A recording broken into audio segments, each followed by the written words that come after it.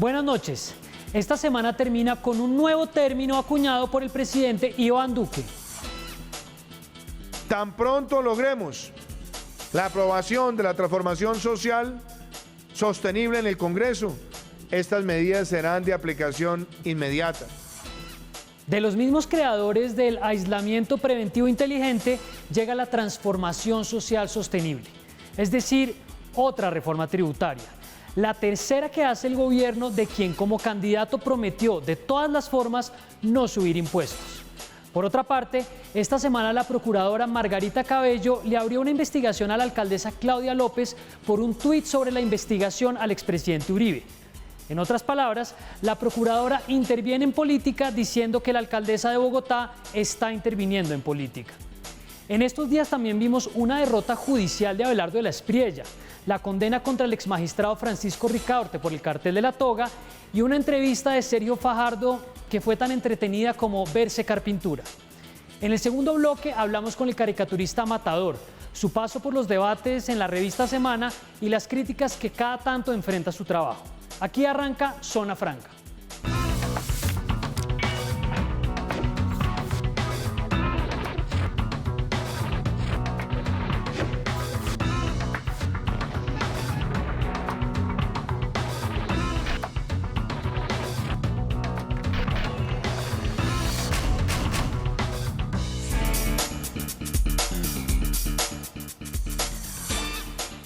Buenas noches, bienvenidos a Zona Franca desde Plaza Claro. Hoy no está Daniel Pacheco, vamos a averiguar con Recursos Humanos qué se hizo. No, mentira, estoy yo en el resumen de la semana de viernes, antes de Semana Santa, y vamos a hablar de varios temas, así que téngame paciencia porque nos tenemos que organizar de todo lo que pasó esta semana. En el segundo bloque vamos a estar hablando con Matador y vamos a estar también repasando con él algunas de las cosas que han estado sucediendo. Primera noticia interesante fue la derrota en primera instancia del abogado Abelardo de la Espriella a manos de Cecilia Orozco. Vamos a tener ya en pantalla para quienes no tienen en el radar quién es Abelardo de la Espriella y quién es Cecilia Orozco. El abogado Abelardo de la Espriella y la directora de Noticias 1, Cecilia Orozco. Abelardo de la Espriella, como ha hecho con tantos periodistas que ha denunciado penalmente, tengo que decir ahí que yo estoy incluido en la lista de gente que ha denunciado penalmente, demandó a Cecilia Orozco por considerar que algunas de sus columnas de opinión publicadas en El Espectador eran difamatorias.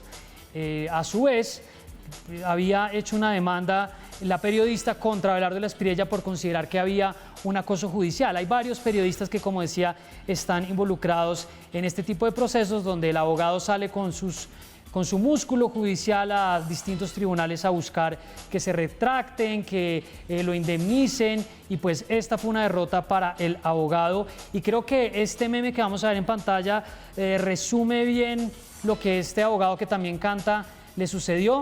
No sé si ya escucharon el último hit de Abelardo de la Espriella, Claro que sé perder. La verdad es que el abogado Abelardo de la Espriella no sabe perder, porque podemos ver lo que él dijo en respuesta a esta derrota en primera instancia en Twitter. Ya lo vamos a tener en pantalla. Dijo: juez 16 del circuito de Barranquilla niega las pretensiones de mi demanda por difamación contra Cecilia Orozco, 45 millones, y también niega las de ella contra mí por acoso judicial, 132 millones. Quedamos en tablas, vamos a apelar, esta batalla no ha terminado. Adley. Pues hay que decir que el origen de este proceso fue la demanda civil de Abelardo de la Espriella contra Cecilia Orozco. Ella, en reconvención, como dirían los abogados, lo demandó a él y básicamente en primera instancia, pues lo que dijo la juez fue se niegan las pretensiones de la demanda de Abelardo de la Espriella y se niegan también las pretensiones de la contrademanda, pero quien empezó esta pelea fue el abogado Abelardo de la Espriella. Vamos a ver qué pasa porque efectivamente la pelea no ha terminado, sin embargo creo que es como un respiro para lo que los periodistas están haciendo, para quienes ponen denuncias, opinión y crítica contra un personaje público, porque recordemos que este abogado, a pesar de que no es un funcionario público, es un personaje de reconocimiento público y por lo tanto está sujeto a la crítica y al escrutinio.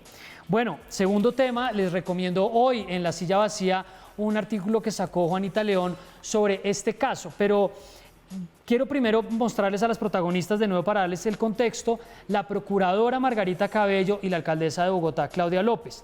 Recordemos que la procuradora Margarita Cabello fue funcionaria del gobierno de Iván Duque hasta hace poco, se posesionó en enero, está cumpliendo algo más de 100 días y pues fue ternada y finalmente terminó en la Procuraduría General de la Nación. Hace poco la procuradora Margarita Cabello archivó el proceso que adelantaban la Procuraduría contra el general retirado Nicasio Martínez, excomandante del Ejército, por la posible regreso de los falsos positivos por cuenta de unas instrucciones que se denunciaron en su momento. Esa investigación fue archivada, creo que es un tema para abordar más adelante en Zona Franca, pero lo que sí generó noticia, y ahí lo conecto con el artículo que les mencionaba, es que la procuradora decidió abrir una investigación a Claudia López por el siguiente tuit que ya vamos a tener en pantalla. Dijo básicamente la alcaldesa en marzo, cuando se estaba moviendo algunas de las noticias alrededor del caso del proceso Uribe, dice: no hay mucho de qué sorprenderse, para eso usan y abusan del poder para tener impunidad garantizada. Colombia no se rendirá ante el sistemático uso y abuso de poder de Uribe y del uribismo. Lo derrotará contundentemente en la ciudadanía y en las urnas. Pues sin duda es un tuit donde está básicamente metiéndose a hablar del debate de Uribe, que está metiéndose a criticar el uribismo, pero pues lo que de alguna manera genera una pregunta es que la procuradora esté abriendo una investigación por un tuit que supuestamente implica intervención en política. Y va más bien, lo que yo diría es que, como les comentaba en la presentación, es si ella está investigando a la alcaldesa por intervención en política, pero lo está haciendo la procuradora interviniendo en política. Este análisis que les recomiendo de Juanita León en La Silla Vacía básicamente analiza con unas fuentes pues, que saben de derecho disciplinario, que saben de procesos ante la Procuraduría, y lo que dicen básicamente es insólito, no procede. Hay muchas preguntas alrededor de iniciar una investigación por intervención en política contra una funcionaria electa simplemente por un tuit. Y recordemos además que por cuenta de lo que pasó cuando Gustavo Petro era alcalde, que en su momento el procurador general, el entonces procurador general Alejandro Ordóñez, hoy embajador ante la OEA, lo destituyó. Esto llegó hasta la Corte Interamericana de Derechos Humanos, que resolvió que un procurador no puede destituir a un funcionario electo popularmente, como es el caso de la alcaldesa o del alcalde. Entonces, todavía más preguntas de ¿para dónde va Margarita Cabello? Y pues como trabajó con el gobierno el presidente Iván Duque, como es el caso del fiscal Barbosa, como es el caso de una de las magistradas de la Corte, pues uno tiene que preguntarse si básicamente está pedaleando o metiéndose de alguna manera en la conversación política, cuando ya sabemos se está hablando de campaña todo el tiempo. Aquí lo estamos analizando cada tanto y todos los candidatos están hablando. Y están hablando entre ellos. Finalmente apareció en una entrevista extensa Sergio Fajardo, habló con Ariel Ávila en el programa de Canal Capital el pasado miércoles, y pues decía yo en la introducción que era como ver secar pintura, pero no lo digo por Ariel Ávila, que yo considero que está llevando a los protagonistas, esperamos poder llegar a hablar con algunos de ellos acá más adelante, sino un poco por esta presentación de Sergio Fajardo. Y voy a mostrarles un pequeño fragmento de esa entrevista para dejarles un comentario sobre esto. Sobre Petro, yo le digo, mire, yo llevo 2 años y medio de agresiones. Usted que sabe de redes sabe lo que significa lo que yo le estoy diciendo. No me falta un epíteto que me digan. Y yo me he hecho el propósito, y además todo eso en cabeza de él me ha servido a mí como persona, porque yo me he transformado, porque me he hecho un esfuerzo muy grande de entender qué es lo que está pasando, no caer en la tentación de responder a cada cosa.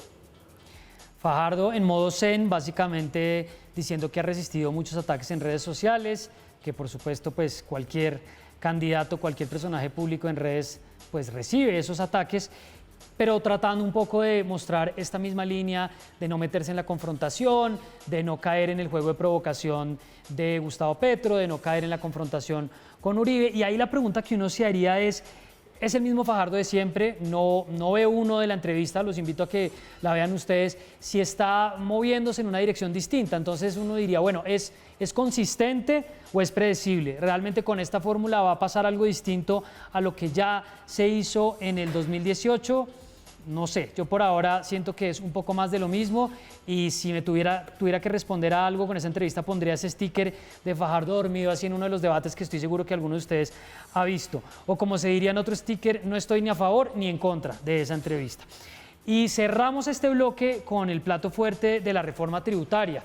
Daniel Pacheco tuvo acá un análisis con expertos, habló con Nora Celedón, lo van a ver en el resumen del sábado, sobre esta ambiciosa idea de que a través de la reforma se recojan muchos ingresos para subsidiar directamente a una parte de la población, sobre qué va a pasar finalmente con el IVA. Todavía no había, en el momento en que se hizo el programa, una propuesta detallada sobre la que se podía discutir, pero creo que sin dejar de lado que hay una conversación técnica que por supuesto yo no voy a tener con ustedes en este momento, tenemos que recordar un poco lo que siempre pasa, y esto también pasó con Juan Manuel Santos cuando era candidato. Si ustedes recuerdan, en un debate famoso con Antanas Mocus, bueno, los que no están por encima de los 30, 35 años de pronto no se acuerdan, donde él dijo que escribieran en mármol que él no iba a subir tarifas, pero después él dijo que no se había referido a tarifas, pero sí a impuestos, y al final tuvimos reforma tributaria.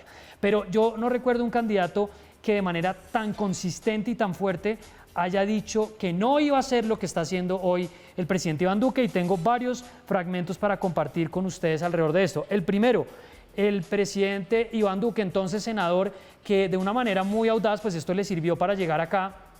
Cuando era senador hacía estos videos donde se quejaba de las propuestas de reforma tributaria del gobierno del presidente Juan Manuel Santos. Primer fragmento. ¿Qué artículos van a tener un IVA del 19%? ¿Qué bienes? ¿Qué servicios? Importante que todos reflexionemos sobre ello. Los artículos de aseo personal, los artículos de aseo para el hogar, los electrodomésticos, el vestuario. En una economía que además sigue siendo informal en su gran mayoría. Este fue un debate en la plenaria, en el Senado. La bancada del Centro Democrático tenía estas tareticas donde decían no a la reforma tributaria. Habló el senador Araujo, habló el senador Álvaro Uribe Vélez, y pues era básicamente la reforma no, vamos a salir a marchar, pues habría que mostrarle eso al hoy presidente. Otro fragmento más, vamos a seguir haciendo este repaso que seguro ustedes han visto en redes. Soy el senador Iván Duque y los invito a que levantemos nuestra voz en contra de una reforma que a la clase media le pasa la cuenta de derroche. Los invito a que levantemos nuestra voz, le dice el senador del pasado Iván Duque al hoy presidente Iván Duque. También esta valla la vamos a tener en pantalla en un segundo, que vimos en algunas partes del país. Menos impuestos, más salario mínimo para un país solidario. Centro Democrático, Iván Duque presidente, Marta Lucía Ramírez vicepresidente.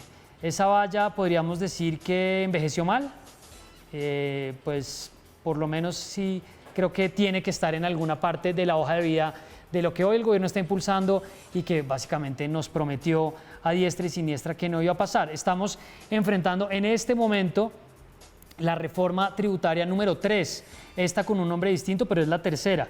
Hubo una ley de financiamiento, una ley de reactivación, no me acuerdo el nombre, y esta pues que tiene el nombre novedoso que ya acuñó el presidente, que se llama básicamente Transformación Social Sostenible. No es una reforma tributaria, es Transformación Social Sostenible.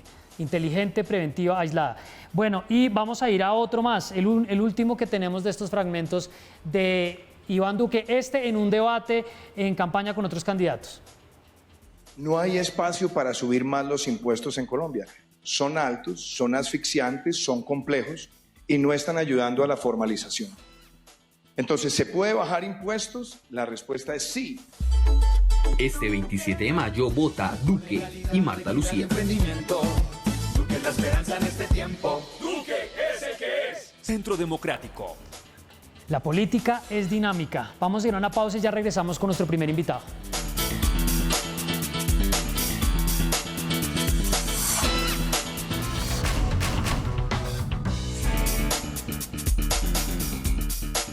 Seguimos en Zona Franca desde Plaza Claro. Estaba haciéndoles un resumen de algunas de las cosas que pasaron en la semana, aprovechando que Daniel Pacheco, yo no sé si fue de vacaciones, no llegó o lo cogió un trancón, y entonces yo dije aquí de todo. Pero ya mismo lo voy a conectar con el invitado que tenemos hoy, Julio César González, más conocido como Matador. Matador, bienvenido a Zona Franca. ¿Qué hubo, mi hermano? ¿Cómo va? Pues usted entró saludo tarde a a la toda conexión porque yo estaba mostrando algunas cosas que quiero pues dar su opinión. No sé si podamos poner la valla de la campaña de Duque y de Marta Lucía Ramírez en pantalla para que reflexionemos y después una caricatura suya. Bueno, reforma tributaria, esa caricatura es atemporal realmente. Oiga, yo voté por usted, duélale a quien le duela.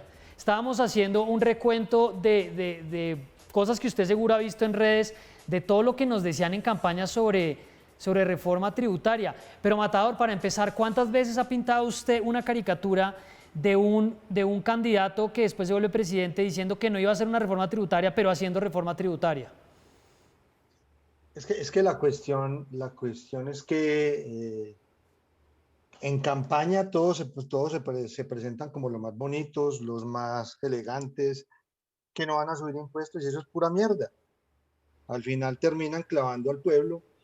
¿Y quiénes son los máximos derrotados en este tipo de vainas? La clase media y la gente pobre. Entonces no son los ricos, no son la gente más pudiente, no.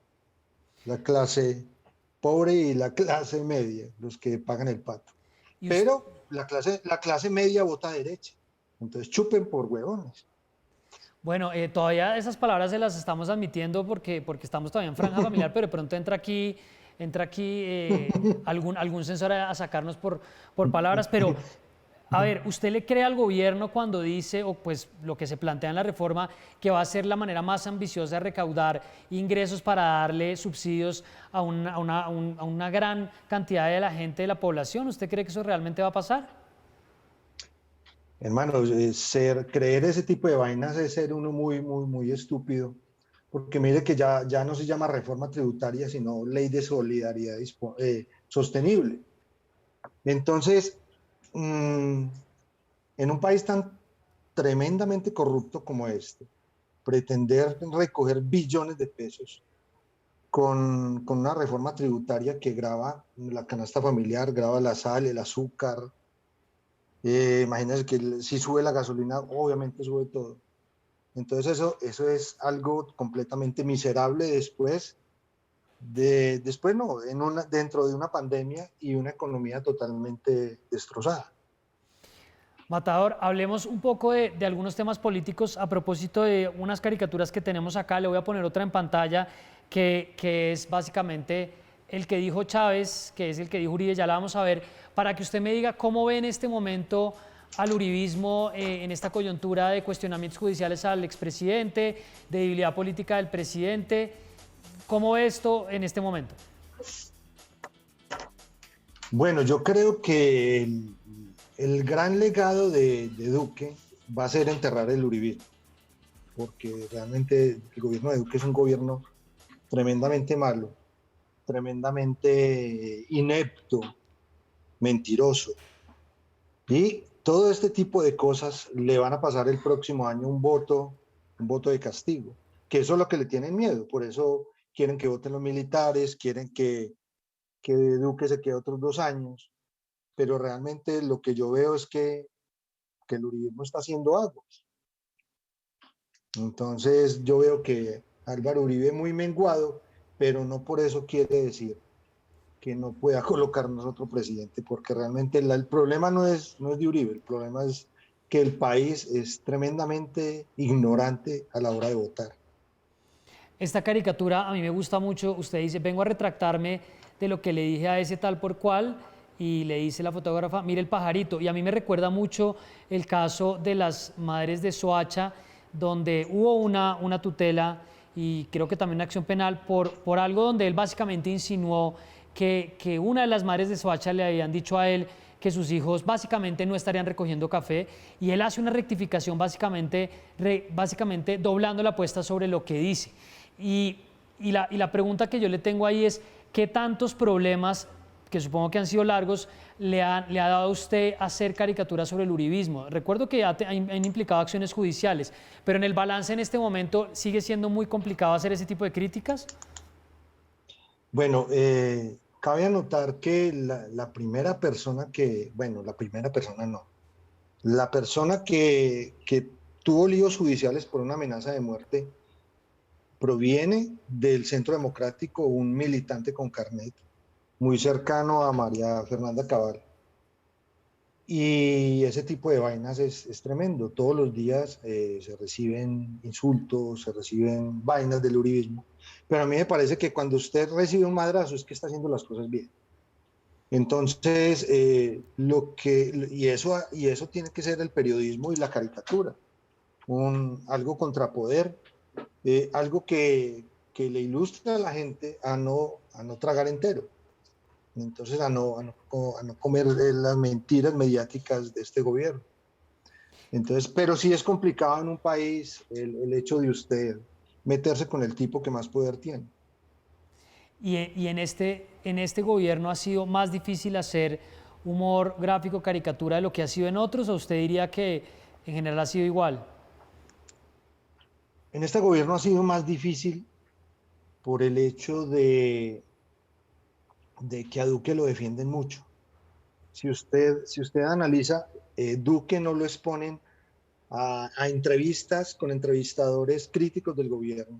Siempre son Blue Radio, donde trabaja el cuñado de él, o RCN, ese tipo de medios que son afines que son gobiernistas. Entonces, lo mantienen en una burbuja y cada vez que se sale de esa burbuja y dice alguna estupidez, se convierte en un meme. Realmente nosotros lo que tenemos aquí es el presidente meme. Nosotros pensábamos y nos burlábamos de Maduro, pero realmente Iván Duque se da garra con Maduro que da miedo. Se da garra es una expresión, estamos revisando un diccionario de expresiones y se da garra es algo de lo que van a ver un capítulo próximamente, un programa de Zona Franca. Quiero mostrarle otro par de temas y además Iván Duque le gusta el chicharrón con garra, me imagino.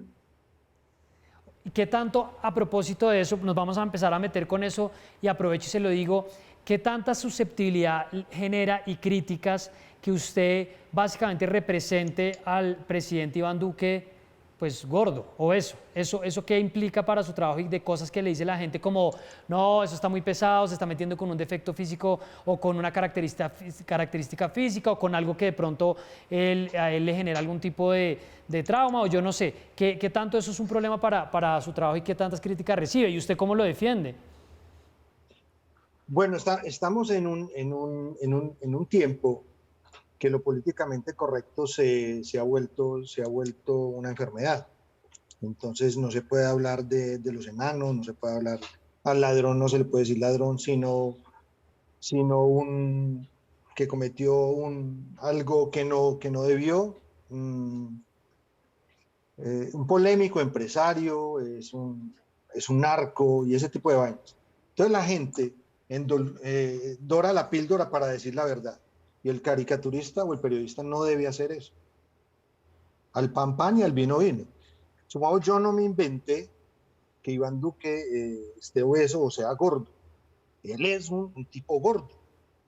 Él es un presidente que no hace ejercicio. Nosotros veíamos a Pastrana o veíamos a Santos o veíamos al mismo Uribe hacer deporte. Iván Duque, yo creo que el deporte es ir a comer almojábanas de 12.000 pesos al aeropuerto. Entonces, no, y la gente se ofende, pero no. Pero ¿y qué tanto? Que me demuestren lo contrario, es que realmente la caricatura es una deformación, es una exageración de la verdad. Pero realmente Iván Duque es un gordo. ¿Y qué tanto no es estigmatizar a la población con problemas de sobrepeso? Si esa es la manera de decirlo. No es una manera estigmatizante de a través de esa crítica decir es que estar gordo es una manera de burlarse de alguien, estar gordo es una manera de señalar a alguien. ¿No cree que ahí hay una reflexión que al menos hay que considerar? Pues estaríamos cayendo en lo políticamente correcto. Cuando usted comienza a autocensurarse, a decir, no, yo no hago esta caricatura porque la gente se puede sentir mal, lo que está haciendo es dándole la razón a ellos. Y a mí me parece que uno de los pilares fundamentales del periodismo es la verdad. No, a mí me pueden decir cualquier cosa de las caricaturas, pero demuéstreme que estoy diciendo mentira. Porque el pilar fundamental de la caricatura, así sea una exageración, es que dice la verdad. y eso la hace graciosa y eso la hace pertinente. Uno se pone a revisar caricaturas. Yo en alguna conversación que tuve con usted le decía que yo tenía recortes de caricaturas suyas del tiempo de 1998, que usted me dijo que así de viejo estaría, pero uno ve que sí hay una evolución y una cantidad de preguntas sobre lo que el humor se permite. Lo ve también uno en la comedia gringa, lo ve también uno en los stand-ups. Y tengo otro tema que también ha generado mucha crítica, que es sobre algunas caricaturas que ha hecho sobre temas de mujeres o de género, pero tengo que ir a una pausa y le pongo también eso sobre la mesa. Ya regresamos.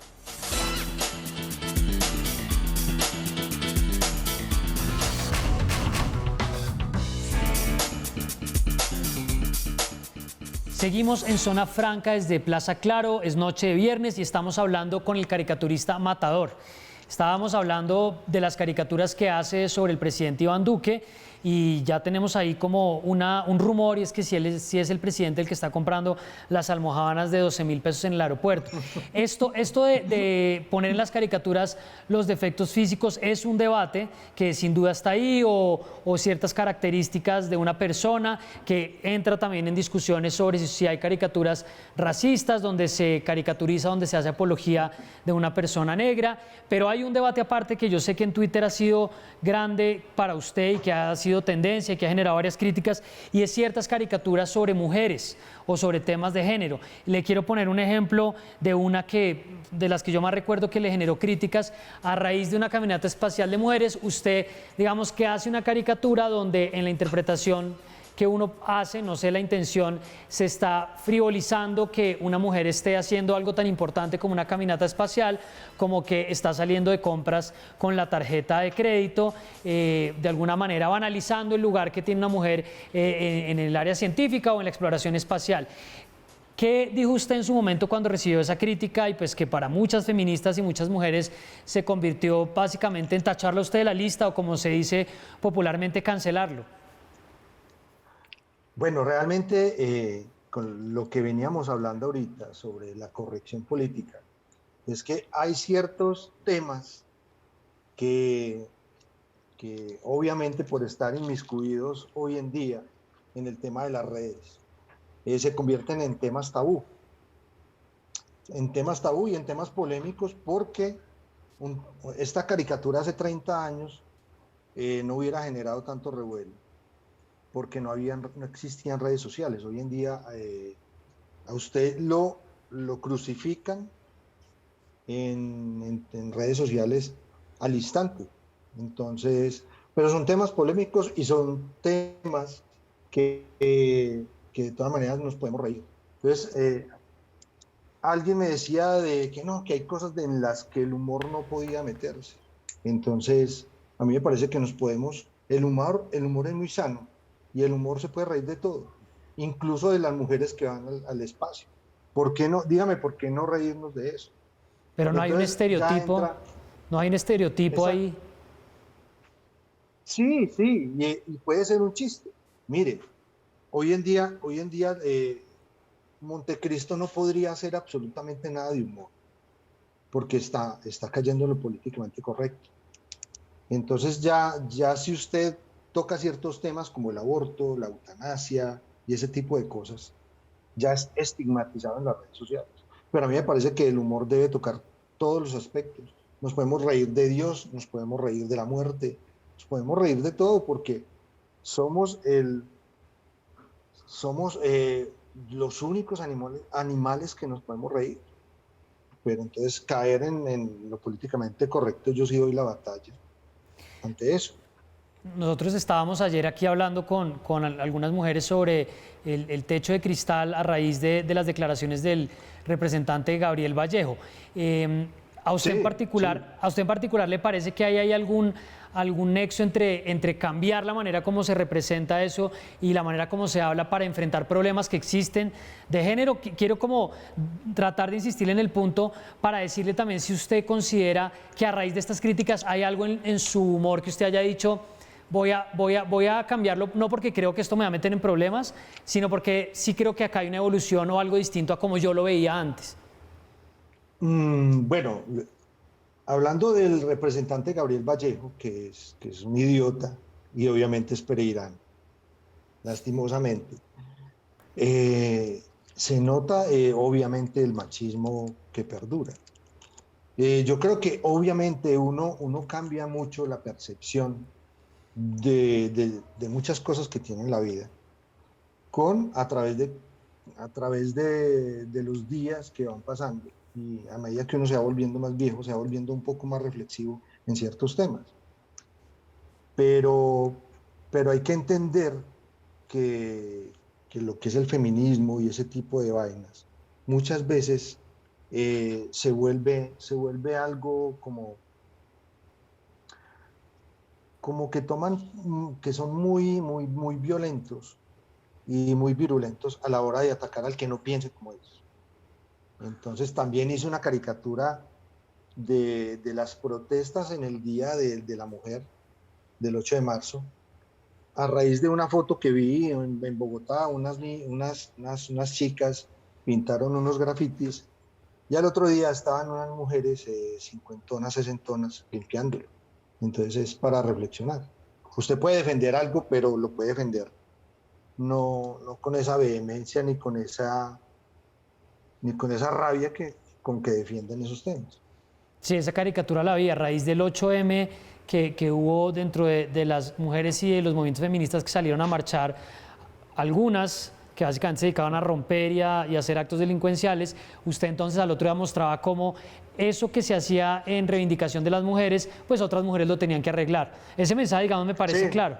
Yo tengo que admitir que, por ejemplo, las caricaturas donde usted se burla del presidente a mí me producen risa. La verdad, me toca como autocensurar un poco eso, que es burlarse de algo, y es que no solo él puede estar en esa condición de obesidad, sino que además lo trata de ocultar en la manera como se viste. En cambio, en esta de las mujeres astronautas sí creo que hay un estereotipo, pero lo cierto es que el debate se volvió imposible de dar. Tengo que hacer una pausa, pero le dejo, para cambiar de tema, una pregunta a raíz de otra caricatura, y es, vamos a poner de la consulta anticorrupción, donde usted creo que hace como una especie de crítica sobre cómo al final el voto está comprado. ¿Votará en la consulta anticorrupción? ¿Me darán plata, tamal y guaro por mi voto? No, entonces no voy. La consulta anticorrupción la impulsó el Partido Verde, la impulsaron la hoy alcaldesa Claudia López y la representante, hoy senadora Angélica Lozano. ¿Usted cómo está viendo a los verdes y a Fajardo? Estaba yo comentando al comienzo la entrevista que le hizo Ariel Ávila. ¿Cómo ve usted a este sector del centro izquierda, si uno le pudiera decir? No, realmente los verdes no son centro izquierda. Fajardo no es centro izquierda. Fajardo es un uribista de closet. Y la consulta anticorrupción fue la bandera que llevó a Claudia López a la alcaldía. Y realmente eso fue una pifia y se aprovecharon de eso para poder llegar al poder en Bogotá. Entonces, no, los verdes no son centro-izquierda, los verdes son de derecha y son de closet. Esta semana me vi la entrevista que le hizo Ariel Ávila a Fajardo, sí. Y realmente yo a veces me da mucho insomnio, y yo agradecí ver esos 10 o 15 minutos la entrevista. Luego me quedé dormido y dormí al otro día, me desperté como a las 8 de la mañana, porque realmente Fajardo es un somnífero tremendo. Sí, pues yo no sé qué le ven a Fajardo, eso habla unas cosas, tiene la capacidad de hablar media hora y no decir nada. Yo me preguntaba si es que está tratando de ser consistente o predecible, pero bueno, tenemos que ir a una pausa. Estamos hablando con el pereirano Matador, que estaba también aprovechando para criticar a su coterráneo, porque cuando uno ya es del lugar de donde va a criticar, ahí sí nadie le puede decir que es que uno no puede hablar mal de alguien, como criticar o echar chistes de colombianos. Me siento con autoridad de hacerlo. Vamos a ir a una pausa, Matador. Acompáñenos otro rato, ya regresamos.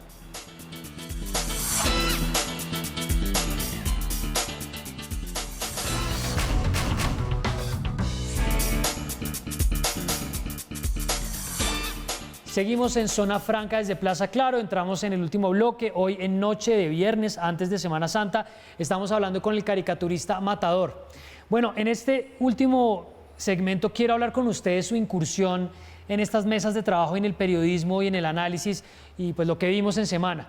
Y ahí yo tengo una pregunta inicial, y es, ¿cómo se sintió usted en esa experiencia de salirse a hacer algo de lo que usted no hacía. Y recuerdo algo, pues guardada la proporción, no quiero establecer una comparación, pero cuando Héctor Abad Faciolince entró a la mesa de Blue Radio, después de un tiempo renunció, y recuerdo haber leído un texto de él donde decía: yo no vuelvo a hacer eso es estar metido en una pelea, una licuadora de reproches, uno tiene que ser el que más rápido responde, uno tiene que ser el que más duro pega. ¿Cómo sintió usted esta experiencia? Hermano, como yo soy un tipo demasiadamente que hablo desde la ignorancia en muchas vainas. Vicky me ofreció participar en la mesa. Y hermano, a mí me pareció una vaina chévere el ejercicio. Yo antes lo había intentado en Blue, pero no me aguanté a Néstor, el primer cuñado. Estuve una semana en la mesa de Blue y no. Ah, eso no me lo acordaba yo. Con el primer cuñado de la Nación, sí. ¿Cómo fue trabajar con Néstor Morales? Uy, no. Pues no hubo química. ¿Para qué le va a decir mentira? No hubo química. Y yo veo a la gente que trabaja con él y me da pesar, pero bueno, no, es otra vaina. Pero en el programa con Vicky, con todo el plantel que había, que estaba Fico, estaba María Andrea Nieto y estaba Lucho, la misma Vicky, yo creo que nos dimos garra, hubo unos programas muy chéveres y realmente, como yo soy muy desaforado a la hora de hablar, me sentí que podía ser yo mismo, porque uno muchas veces en radio o en televisión uno se pone como muy académico, cosa que yo no soy. Entonces en ese programa sí me dieron la libertad tremenda para hablar y para agarrarme de las mechas con todos. Pero en ese programa... Déjeme le paso un fragmento para poner en contexto a la gente de uno de los agarrones, porque al final eso era lo que se movía en redes sociales y pues yo también creo que era lo que Vicky estaba cazando. No es como aquí en Zona Franca a ver qué pelea se arma, porque pues estamos hablando de temas no con este estilo. Vea este primer fragmento de una discusión con María Andrea Nieto. Iván Duque está gobernando para los amigos de él. Perdón, debería gobernar para todo Colombia. No, a ver, ¿a ti te gustaría tener un cura en la Procuraduría? Y tuvimos una persona que tenía todo el tiempo una Biblia. ¿A ti te gustó eso? Mire, a mí María no. Andrea, mire, María Andrea. Que tuviera la Biblia debajo del brazo. Pero eso depende de la persona, mire, María Andrea. Escúcheme, María Andrea, mire, María Andrea, yo soy ateo y el Padre Cruz me representa. Yo ahí sí le tengo que decir que el que se estaba aguantando, o sea, María Andrea Nieto está básicamente ahí para trolear y para pelear, ¿no? Hermano, pero ¿sabe qué es lo bonito? Que ese programa representa las discusiones que se dan casi en todas las casas. El colombiano es así vehemente y tiene una posición y la defiende. Pero el programa al final tenía una vaina que era o llegamos a acuerdos o no. A mí me gustó mucho la experiencia, pues a mí me pareció muy bacana porque ese es el reflejo de Colombia. Y usted se emberraca y eso lloraban de la ira y la idea es eso.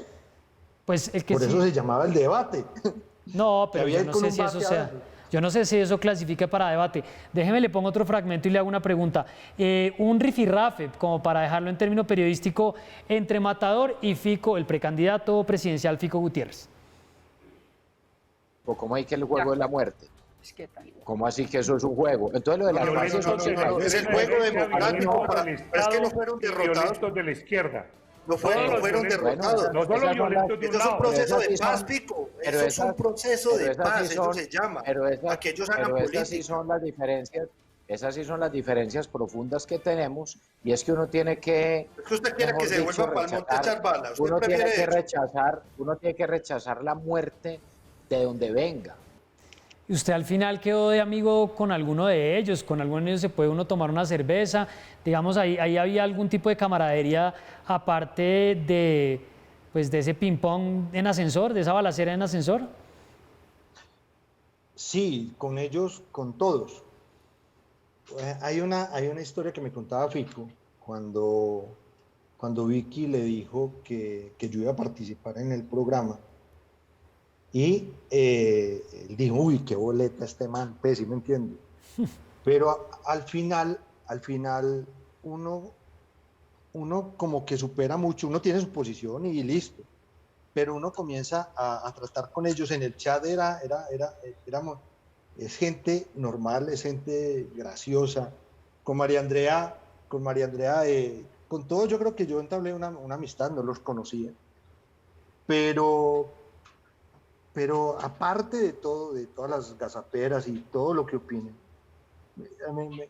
son buenas personas. Con Pinzón Bueno yo alguna vez en un programa le dije que nos fumáramos un cacho, entonces es bonito, a mí me pareció bacano. ¿Y el que dijo eso se lo escandalizó? Por Dios, se dio la bendición.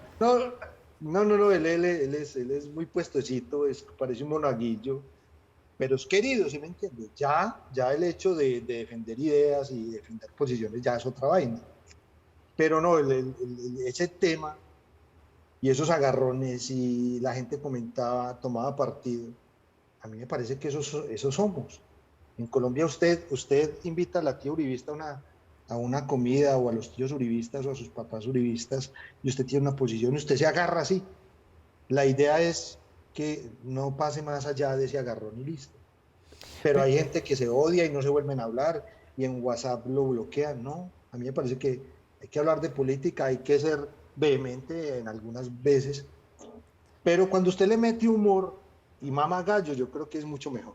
Pero es que, Matador, a mí me parece que en esos proyectos, porque a mí me ha sucedido también fuera de micrófonos, que uno al final no se la está tomando personal con la gente, pero lo que la gente está consumiendo en redes sociales es esa tensión, es esa polarización, es que este es uribista, antiuribista. Usted al final sentía algo por hacer parte de un proyecto que en últimas lo que estaba tratando era de apelar a los instintos más básicos de la gente para que pelearan. ¿Eso le dejaba a usted, lo desvelaba, o se ponía a ver un discurso de Fajardo y se dormía? No, los discursos de Fajardo son tremendamente buenos para dormir. No, yo creo que lo que yo le decía ahorita, el programa era un fiel reflejo de lo que es la política en Colombia. La gente tiene, a diferencia de otros países en los que el tema político no es muy álgido, aquí todo el día se habla de política y la gente conoce y la gente sabe y la gente toma posición. Pero yo creo que como ejercicio a mí me gustó en lo personal. Y lo seguiría haciendo porque esto se acabó. O sea, lo retomaría porque se acabó, entre otras. No, era el piloto y era la primera temporada. No sé si hay una segunda temporada. Pero yo les mamaba gallo y les decía que a mí no me volvían a llamar ni por el berraco, porque Fico y los demás, exceptuando Lucho, tenían una posición muy de derecha. Entonces, yo no soy pues así tirado a la izquierda, pero mi posición es totalmente contraria a la de ellos. Ya estoy hablando como Fajardo. Sí, no está ni a favor ni en contra. Matador, para cerrar unas preguntas rápidas. ¿Usted cree que va a estar Tomás Uribe de candidato presidencial o precandidato del Centro Democrático? Sí, porque ellos no tienen sino una mano de payasos ahí. Y yo creo que la gente vota por eso, porque ese es el hijo de Uribe, sí, hay que votar por él. ¿Y cree creo que sí? ¿Y Fajardo lo ve compitiendo como hace 4 años o esta vez cree que se desinfla? No, yo creo que Fajardo se lo comió una ballena. ¿Se lo comió una ballena en vacaciones? La ballena la desidia de los colombianos, porque qué pereza. ¿Algún nombre que usted crea que va a figurar, no digo pues para ganar, pero alguien que de pronto no esté por ahí y usted diga, este personaje puede competir y puede empezar a tener más visibilidad en la campaña? No lo veo. No lo veo porque realmente son los mismos personajes de siempre. Y la pregunta del millón, Gustavo Petro, ¿cree que esta vez va a ganar? ¿Cómo ve esa candidatura que aparentemente está muy fuerte en el arranque?